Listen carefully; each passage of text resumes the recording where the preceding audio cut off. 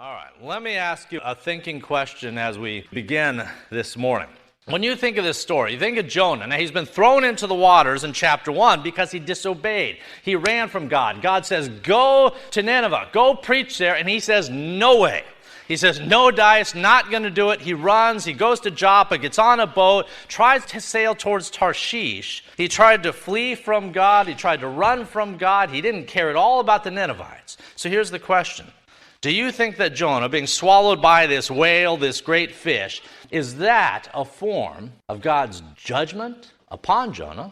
Or was this unique circumstance a means of Jonah's salvation? In other words, did the whale show up because God was angry? Was God done with the prophet at this time? Well, of course not. We've read how this plays out. We know that's not the case. The whale was not there to harm Jonah. The whale was there to help him.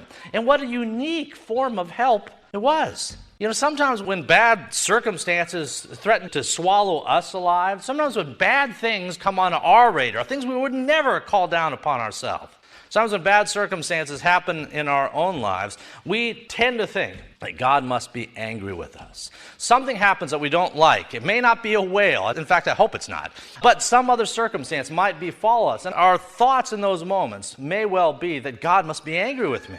This circumstance, as terrible as it is, like being swallowed by a whale, at first glance might look bad.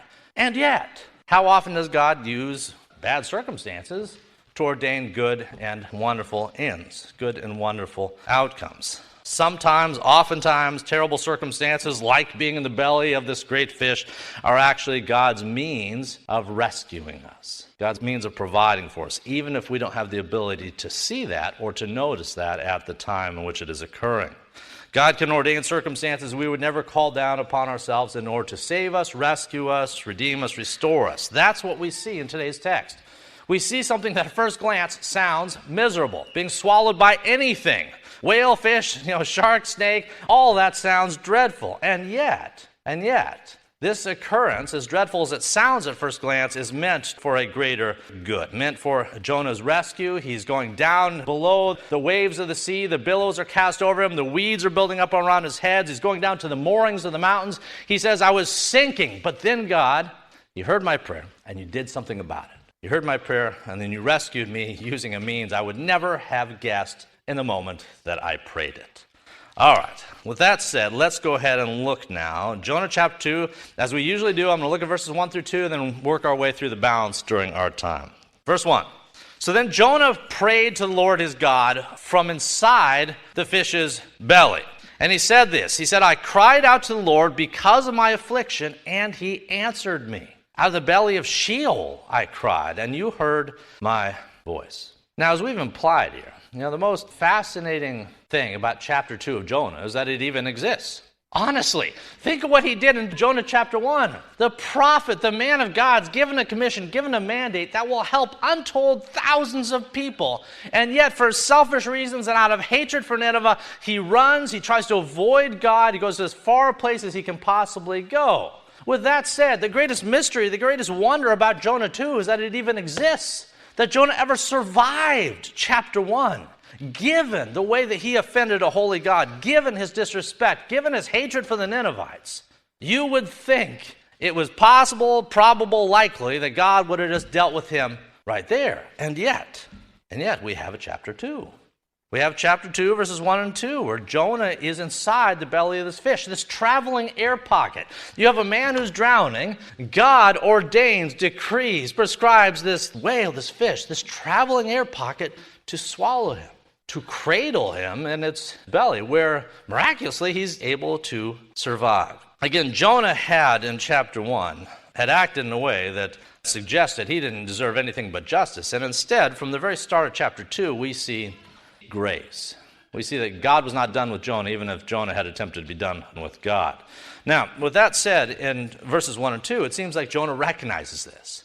He says, oh God, I was in this terrible estate. He likens it to Sheol, and he says, even from there I prayed, and you answered me. Verse 2, I cried out, and you answered me. In other words, God hears the prayers of even the most guilty individual. God hears the prayers of the guilty man, even who was wrapped up in seaweed, falling to the depths of the sea. Out of the belly of Sheol I cried, and you heard my voice. This morning, it has got to be encouraging to us. By way of application of this text to you and I and to others we know that are running from God even right now, it's encouraging to know that even when we've sinned, even when we've attempted to run, even when we've gone to places that we ought not go, even when we've done things that we ought not do, that does not necessarily mean that God is done with us. And there's no place we can run. There's no place our loved ones can run, those that we might be praying for this morning, that is so far removed that God's grace can't reach them. And if you want proof of that, look at Jonah in the belly of the beast. Let's look at verses 3 through 6. For you cast me into the deep. He's reminded here that God ordained the circumstance. It's not happenstance. It wasn't an accident. It wasn't just the mean sailors on the boat. He says, you cast me into the deep, into the heart of the seas. The floods surrounded me. Your billows, your waves passed over me. And then I said, I've been cast out of your sight. And yet, I will look again towards your holy temple. The waters surrounded me, even in my soul. The deep closed around me. Weeds were wrapped around my head. I went down to the moorings of the mountain. The earth with its bars closed around me forever. And yet, you brought me up. You brought up my life from the pit, O Lord, my God. In verses 3 through 6, Jonah is reliving his experiences within the waters. He's describing the death that he almost died. Now, as we said a few moments ago, the reason Jonah had been cast into the waters by the hand of God himself is because he had been fleeing from God to the city of Tarshish, and so God caused this great storm to come upon the waters. The storm wasn't a coincidence, it wasn't an accident, it wasn't happenstance. God ordained the storm. He does that. Sometimes storms will come around us. They're not accidents either. Well, he has ordained a storm to descend on the small boat, and at that time, God used a number of means to educate everyone on the boat that the reason why there was a storm was because of this guy, Jonah. And that if he was to be thrown into the waters, that the storm would dissipate. So in last week's reading, we saw that God's wrath necessitated a sacrifice. Put a pin in that, if you would, for a moment. God's wrath necessitated a sacrifice if anyone was going to survive it. And that's what we saw in chapter 1. Conceptually, I hope that's not new.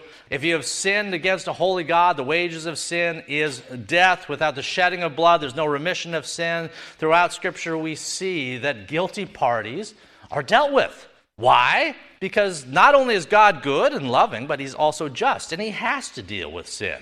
He has to deal with iniquity, or he wouldn't be just. With that said, in Jonah's case, if God's wrath was to be satisfied, then Jonah had to die. At least that's the conclusion that the men on the boat came to. It's a conclusion even Jonah came to.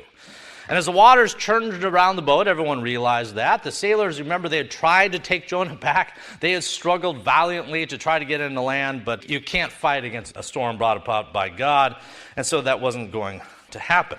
Now, before I go any further, I'll make another observation. In a very real sense, you can put a pin in this too, because this is a theological truism that carries over in a number of other passages. But in a very real sense, the waters of Jonah 2, the waters gathered around Jonah, the billows and the waves and all this typified what? God's what? Wrath. It typified. Whenever there's waters, remember what happens near the end? In days you hear a pouring out of God's wrath. Think back to Noah. The rains come and the flood comes, and that typified what? God's wrath. I heard it back there. God's wrath. That's why there was a flood. It wiped out all of mankind. God's wrath came down. You have the same thing here in Jonah. God's wrath is typified in the waters. Revelation, you read about God's wrath being poured out. With that said, interestingly, if you think back to Noah, what happened? You have God's wrath poured out. The sea of fury is poured out upon mankind, but not all fall under that wrath. Some are spared. Most specifically, Noah and his family. Now, what was the tool? What was the means by which Noah was spared? The ark. We got that one real good. The ark. So you have Noah spared by the ark. The wrath that would otherwise consume him, drown him, flush him out, he's spared because God made provision. God told Noah to build it, but God made provision for him to survive this deluge that typified God's own wrath. He provided the means of his rescue and his redemption through the ark. Fast forward. Not too far, but fast forward into the book of Jonah. What do you have here? You have the waters all around. He's sinking. He has no hope at all in himself or in the sailors or anything. And yet he prays, and what does God provide for him? He provides this fish, this whale, this means of rescue from the waters that typified his own wrath. Now, if you start fast forwarding even further, perhaps into the New Testament, you'll see that when God's fury ultimately is poured out upon the created realm, ultimately is poured out upon the wicked, we too need an ark, a whale. We need some means, some vessel of our rescue and of our redemption. And what is the means that God has provided for us? Jesus. As I always say, that's a safe bet when answering a question from the pulpit. Jesus. Jesus is the means. The ark, the whale, these things typified the Christ that was to come. When the waters of God's wrath fall down upon mankind, there's a singular means by which we will have hope. There's a singular means by which we'll be saved. It is the person and work of Jesus Christ. And Jesus himself noted it when he prophesied and said, just as Jonah was 3 days and 3 nights in the belly of the beast, so must the Son of Man be 3 days and 3 nights in the ground, in the grave. He prophesied the same thing because he was speaking to the same concept. You and I have a problem. The problem is sin. The wages of sin is death, and yet God has provided a means for our salvation. These things in the Old Testament, as simple as the whale here, they spoke to a greater truth. Shadows, types, that anticipated something far greater. And Jonah recognized this. He recognized that the whale was not a means of judgment against him. It was his means of rescue and hope. And so he said this in verse 8. He says, you've brought up my life from the pit, O Lord. Okay, let's look at verses 7 through 9. When my soul fainted within me, I remembered the Lord. My prayer went up to you into your holy temple. Those who regard worthless idols forsake their own mercy. But I will sacrifice to you with a voice of thanksgiving. I will pay what I have vowed. Salvation is of the Lord. All right. As we saw in last week's study in chapter 1, the prophet Jonah had gone to some great lengths to break fellowship with his God. He had chartered a boat. The place where he chartered was called Joppa. He charters this boat in Joppa. He goes out to Tarshish, as we saw, to try to flee from the presence of the Lord. And last week we talked about God as omnipresent. And one of the conclusions of God being everywhere is that there's nowhere you can go that he is not. And as we saw last week, Jonah should have known that. We use the analogy, sometimes if we were here on the coast and you got your favorite coastal radio station or what have you, and you enjoy it, and then you say, you know what, I'm going to drive up to Hattiesburg, or I'm going to go to New Orleans, or what have you, and the further away you get from your home base, the more that signal from your favorite radio station tends to wane. The signal strength goes out, and ultimately it's gone. Jonah had attempted to do the same thing. He thought, if I could just try to get out of God's jurisdiction, maybe the signal will at least be weak there. I can flee from God's presence. But of course, God is not a localized God. God is not like the gods of the pagans. Remember the pagan gods? What a silly bunch they were. If you lived in Canaan or Moab, or you were a Philistine or an Amorite or what have you, you worshipped a god of stone and marble and such, and the god you worshipped had a limited jurisdiction. You had the gods of the Canaanites, you had the gods of Amorites, or what have you. There was gods of local people groups who had a local jurisdiction. Sometimes you had gods of the frogs and the fields and the like. Well, this God, the God that is real, the God that Jonah was trying to run from, he is not contained within a single jurisdiction. Rather, his power and his authority are worldwide. Now, Jonah had learned this the hard way in chapter 1, and he realized you can't ignore God, you can't run from God. It doesn't work that way. By the time we get here to verse 7 of today's reading, it's clear he had had a change of heart. His soul's fainting within him, he says. He's under the ocean's billows. And finally, there, it says that he remembered the Lord. He had done his darndest to keep his thoughts away from the God of heaven. It's kind of kept his head down and did his thing. Well, here, finally, when his situation is so dire, he remembers. Looks up to God's golden throne, so to speak, and he prayed to him. And God responded. Isn't it interesting how this works? We can be so hard-headed at times. God can use all sorts of mild things to try to nudge us into place. nudge us to spend more time in his word, nudge us to be closer to him, nudge us to church or to prayer or what have you. He can do all these sorts of very kind, gentle things. However, we don't respond to that inasmuch as we respond to hardship, inasmuch as we respond to difficulty, inasmuch as we respond to dark circumstances. There are far more people seeking out God's word, God through prayer, his church, or what have you, through difficult circumstances than that which is good. We see that here. Finally, he's in the belly of the beast after having tried to run from God, and it's there that his heart breaks. He says, there, I remembered the Lord. In your own life, have there been situations where God has used undesirable circumstances to bring you closer to him? Why would he do that? Why would he use those sorts of things? Well, in my experience, it's because so often we won't pay attention to anything else. Sometimes you need a divine 2x4, so to speak, in order to prompt you to do what you ought to have done the whole time. That was certainly the case with Jonah. And he got more than a divine 2x4 here. It took a lot. This is a hard-headed guy. And we'll see how hard-headed and maybe even hard-hearted he was in Jonah 3 and Jonah 4. But at the very least, he was hard-headed, and God used extreme means to get him to the point where he remembered and prayed towards God. Now, let's pretend for a moment, though. What if Jonah had gotten on the boat and the skies and the seas had been crystal clear? What if the waters had been smooth, they were drinking Mai Tais on the dock and was having a great time, and they made it all the way to Tarshish without a single cloud in the sky? Let's say he gets to Tarshish and he settles in. Maybe he finds a spouse, maybe he finds a pot of gold, all sorts of things that are going on that seem desirable. In the midst of all those creature comforts, in the midst of circumstances that to him probably would have seemed pleasant, do you think at that point from Tarshish he would have ever come to his senses, gotten back on a boat and gone to Nineveh to do what he should have done to begin with? Well, probably not. If Jonah had gotten his way, at least as we see it here, he probably would have stayed in Tarshish, probably would have remained unreconciled to God, at least for a long season, and he would have been of no use to the thousands of people in Nineveh who needed a prophet, who needed someone to come and speak to them, the oracles, the words of God. If Jonah had gotten his way, a lot of people would have suffered as a result. We know God ordains everything, so we know that's not how this works. Jonah was never going to get to Tarshish. But with that said, theoretically, if he hadn't gotten there, things would not have worked out well. Maybe for him, but not for all those others. Thank God that he doesn't always listen to what we tell him we want. How many of our prayers are us just prescribing to him the things we want him to do? Thank God that he doesn't always listen to those, or at least he doesn't respond in the way that we tell him to. Thank God that he's got a good and a better plan.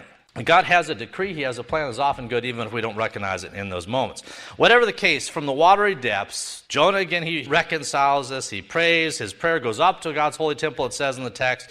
God hears the prayer, of course, he brings forth this wail as the preordained means of his salvation. Now I want you to notice in verse 8, that Jonah contrasts God's power and grace. God says, okay, God, you heard my prayer, you responded, you saved me. And he contrasts that response to the so-called gods of the pagan nations. Specifically, look at the shade he throws at these idols here. He says this.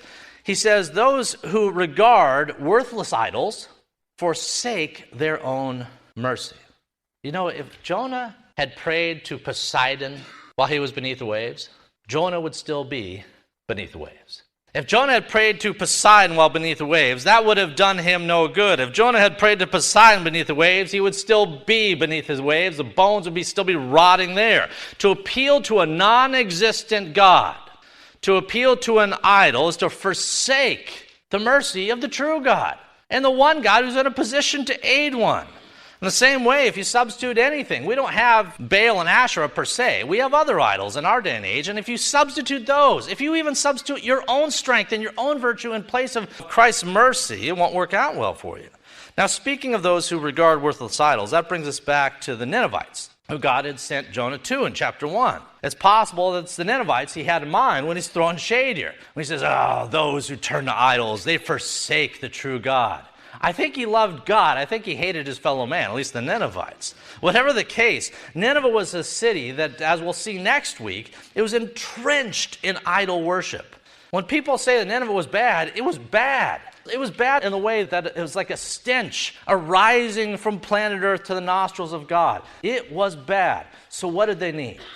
What did the Ninevites need? If the Ninevites had forsaken God's mercy, the way Jonah implies here, if they were in danger of the outpouring of God's wrath in the same way Jonah had experienced, what did they need? They needed him. They needed a prophet. They needed a preacher. They needed someone to open their mouth and tell the people that they were standing on the train tracks and the train was coming through. They needed a prophet. They needed a preacher. Now, Jonah knew that, I think, intrinsically, but the problem is this. He didn't want to be that guy. I think he knew they were lost. I think he knew that they needed grace, and I think he knew that they needed someone to go and warn them. But he didn't want to be that guy. Jonah's views, his theology, was hypocritical because Jonah was trying to withhold from the Ninevites the same grace and forgiveness that he needed himself. Whatever the case, the Ninevites needed someone to preach to them. They needed someone to point them to a real God who transcended all their idols. All right, let's look at verse 10 as we look to wrap up now. Verse 10. So the Lord spoke to the fish, and it vomited Jonah out upon the dry land. You know, we don't usually think of the book of Jonah as a book of miracles. Well, this is only 4 chapters long. And if you were to add up the miracles in the book of Jonah, just in the first 2 of these 4 chapters, you see a whole bushel of them. You see at least 7. Let me identify what they are. Just in the first 2 chapters, you see this. You see, God brought about a violent storm out of nowhere. God brought about a furious storm that wouldn't go away, came out of nowhere, swamped this boat. That's number 1. That was supernatural. Number 2, remember the sailors cast lots? They were trying to figure out, all right, who did this? So they used the only means they really knew how in their pagan minds, and they cast lots to identify who's the guilty party. Well, guess what? The lots pointed to Jonah. This, too, is a miracle. God used even those means to identify his will. Number 3, the sea was calmed when Jonah was thrown overboard. I've been out in the Gulf. I know this much, that just falling into the water doesn't necessarily make the storm go away. But here, that's exactly what happened. Number 4, a whale comes out of nowhere, under the water. What timing! What wonderful timing this was. He's under the water, he's sinking to the bottom. This whale, big fish, whatever it was, comes along and swallows him up. What timing! And that's miraculous. But then, on top of that, it swallows him, and I don't know how this works, but it doesn't digest him. He's not consumed in a way that would end his life. There's something miraculous going on there. Number 5 or 6 or wherever I am here, Jonah's heart was reconciled to God in these moments. That may be one of the greatest miracles we see in this text, is that this hard-hearted guy's heart was reconciled to God, at least for this moment. And then finally, this whale, it's got like GPS. It just heads over to the coast and just drops him there on the beach. Alive and healthy and I guess reasonably well. There's all sorts of miracles going on here. Let me ask you, as we close this morning, does any of what happened to Jonah seem like it happened by the hands of a God who's hands off? Like a God who stands back and just watches from afar? Of course not. In Jonah's life and in your life, God is not passive. In Jonah's life and your life, God is not a passive bystander sitting there with his divine hands folded, just watching to see how things turn out. That is absolutely not what we see in Jonah or in anywhere in Scripture. Instead, we see a God who is hands-on. He hasn't called you to be an ambassador for his kingdom. He hasn't called you to be a priesthood of believers and then stood back wondering if you'll do your job. This morning, God may be nudging, maybe in polite and gentle and easy ways, but maybe nudging you to go to Nineveh, so to speak. Maybe nudging you to do something, take some action that you've been unwilling to do thus far. And my encouragement to you is, if you hear the still small voice of God nudging you to do something that you're slow to do, don't wait until he brings in the whale. Don't wait until he uses more significant means to prompt you to do what you ought to do. This morning, if you're a born-again, blood-bought child of God, if you're an ambassador for Christ, know this: you have been sent every bit as much as Jonah was. And I'll bet there's been more miracles that have occurred over the years of your lifetime to sustain and make your life possible, your ministry possible at this moment, than just the 7 that we mentioned in the life of Jonah. So the question is this: are you going to Nineveh? Whatever Nineveh is in your life and in your context and in your call, are you going to Nineveh? Or are you resting with your feet up in Tarshish, maybe waiting for the boat in Joppa. I submit this: if you don't think that God hasn't sent you to someone, you're not looking hard enough. If you don't think God hasn't sent you to someone or someones to share the life-giving gospel of Jesus Christ, then you're not looking hard enough. And the same is true of us corporately. The same is true of us as a church. Are we committed to seeking out the salvation of those outside of our doors, and are we willing to do what it takes to reach them? If you look around, this whole world is one big Nineveh. If you look around, and you don't have to look far, this whole world is one big Nineveh. The world is desperately lost, and judgment is on the horizon. With that said, let's not sit idly by as individuals or as a church while that judgment approaches. Let's do something about it. We'll talk more about that next week. Let's pray. If you'd like to check out additional recordings or videos by Dr. Toby Holt, please visit our website at fpcgulfport.org. And if you're on the Gulf Coast, come join us at 11 a.m. Sundays at First Presbyterian Church of Gulfport, Mississippi.